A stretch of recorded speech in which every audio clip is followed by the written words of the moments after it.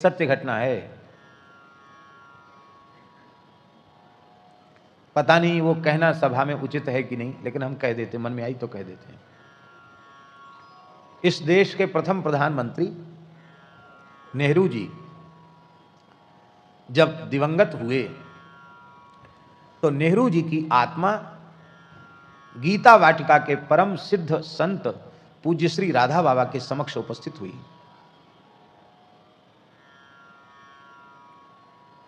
नेहरू जी राधा बाबा के सामने उपस्थित हुए मरने के बाद, और अत्यंत विकल थे, वो प्रसन्न नहीं थे। माने मरने के बाद उनकी स्थिति अच्छी नहीं थी, वे अत्यंत अशांत और उद्विग्न थे।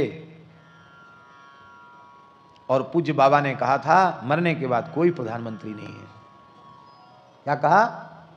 मरने के बाद कोई प्रधानमंत्री नहीं। तो नेहरू जी की आत्मा की शांति के लिए श्री राधा बाबा ने एक पवित्र ब्राह्मण के द्वारा अनुष्ठान करवाया था, भागवत जी का मूल पारायण करवाया था नेहरू जी के लिए। ये सत्य घटना है।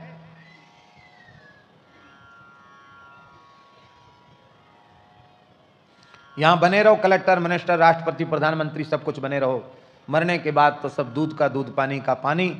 हाँ, फिर तो उस बड़े दरबार में जाना पड़ेगा जहां राजा रंक का भेद नहीं, चपरासी और राष्ट्रपति प्रधानमंत्री का भी भेद नहीं। ये बात तो खीर में नमक जैसी है, लेकिन मुंह पे आ गई है तो कह देते हैं।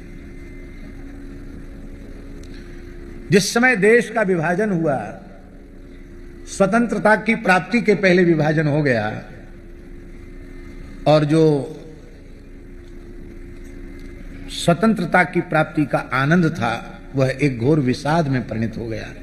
भारत माता के टुकड़े हुए। किस बात पर टुकड़े हुए?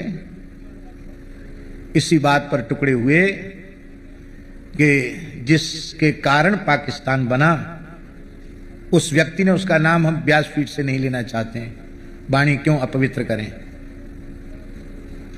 तो उस व्यक्ति ने कहा कि देश का मुसलमान कभी हिंदुओं के साथ नहीं रह सकता।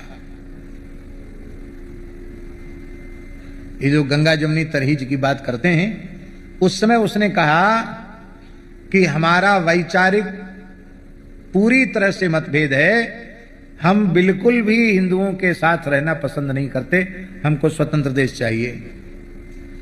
तो हम आपसे पूछ रहे हैं कि जब बिल्कुल साथ रहना ही पसंद नहीं था तो वहां के हिंदुओं को यहां बुला लेते, इनको खदेड़ कर सबको वहां भेज देते, और इसे वैदिक सनातन हिंदू राष्ट्र के रूप में यह घोषित होता।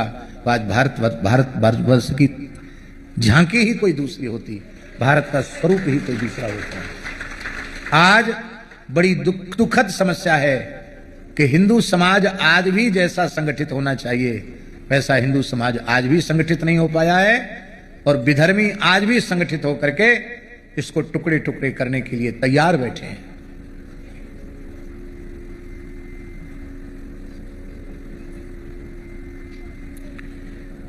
बात क्या थी?